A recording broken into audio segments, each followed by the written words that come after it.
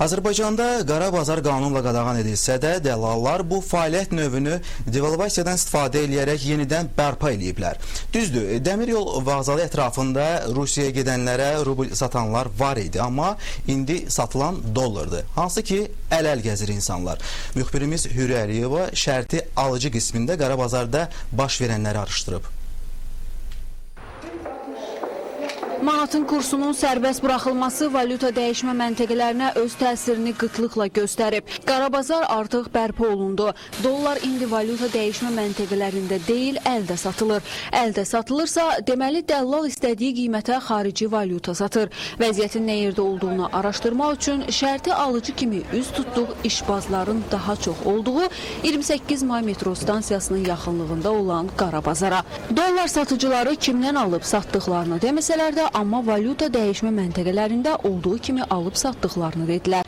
Daha sonra başqa bir dəllala yaxınlaşdıq. O isə artıq dolların qalmadığını dedi. Dollar yox. Dollar yoxdur. Yoxdur. Bəs neçə dəyişirsiniz ümumiyyətlə? Mən burada bilmək istəyirəm. Məndə biraz var. Neçə alırlar burada, alıb satırlar, bilmirsiniz?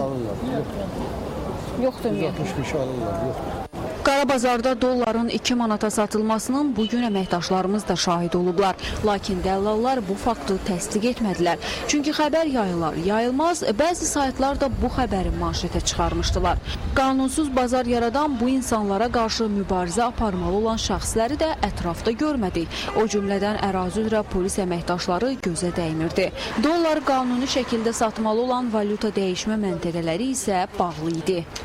Manatın məzənnəsinin aşağı düşməsindən sonra insanlar pullarını dollara çevirmək üçün üst tuturlar valyuta məntəqələrinə. Amma bugün baş çəkdiyimiz bütün valyuta məntəqələrinin qapısını bağlı gördük.